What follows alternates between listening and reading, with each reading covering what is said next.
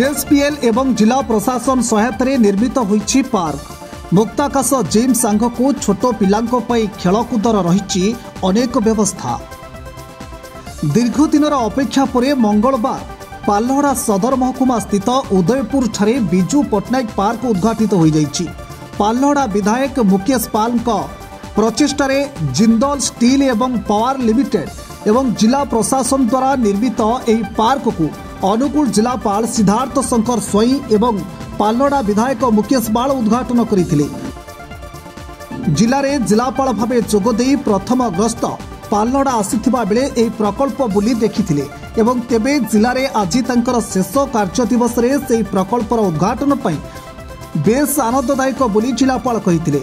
सेहीपरि अनेक बाधा विघ्न एही प्रकल्प निर्माण रे आसीथिले मध्य पाल्लहड़ार जनसाधारण तथा विशेष भाव में निजिगड़वासी सहयोग में आज यह पार्क जनसाधारण खोल जाई विधायक श्रीजुक्त पाल अभिभाषण में कही। जिंदल फाउंडेशन सीएसआर मुख्य प्रशांत कुमार होता कार्यक्रम में जोगदे पाल्लहड़ा इतिहास एवं पाल्लहड़ा प्रति जिंदल योगदान विषय आलोकपात करथिले एवं पार्क को निजर भावी यार जत्न नेबाकू जनसाधारण को उद्बोधन में कही।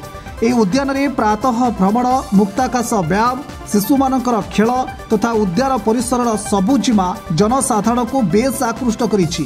अत्यंत मनलोभा होइतिबा एही पार्क को देखिबाकू जनसाधारण मध्य उत्साह देखिबाकू मिलिथिला। एही कार्यक्रम रे अंचलर जनसाधारण बहु संख्यारे जोगदे उद्यान बोली देखिथिले।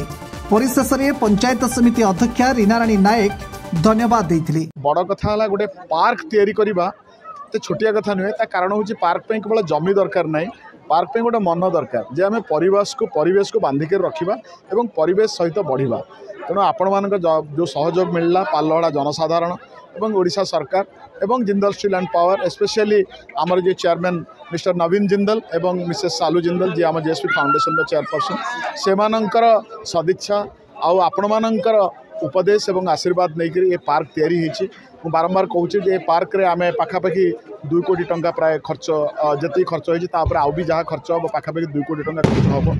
किंतु मोर कहवा कथा जे ये पार्क टी जब लोक न भावे ये आम पार्क बोली ये पार्क को जिते सरकार चाहिए जिंदल चाहिए तार मेंटेनेंस हो पार रक्षणाबेक्षण हो पार। मु मोर भाषण में कही गछटे पिलाटे पूरे पिला मुह झाऊली गले जमी माँ व्यस्त हो जाए गछटी झाऊली गले जदि आम व्यस्त न हवा आम जब गछटी की प्रतिपोषण न करवा पार्कटी बढ़ी पारन। आ पाल्लहड़े आम बहुत दिन तले गोटे माने पानीय जल गोटे व्यवस्था करूँ। आज ये पार्कटी है आदिवासी पिलांकर पोषणर दायित्व नहीं आउर आगुरी किसी काम हम।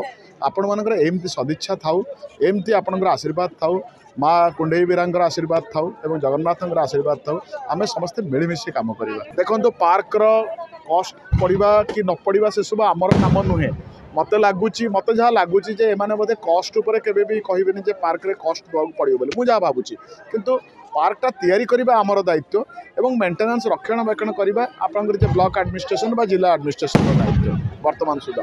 किंतु दायित्व रे किछि काम हुएनि जेमति आपण जानते पिला को पाठ पढ़ाइबा मास्टरंकर दायित्व टीचरंकर दायित्व। किंतु टीचर खाली पढ़ाइले हुएनि बापा माँ को पढ़ाइबा को पड़े। ठीक से भली पार्कटा जनसाधारण यदि चाहिए सब जिनस भलरे चलिबो। पाल्लहड़ारू प्रीतिमंजरी महांती रिपोर्ट फोकस प्लस।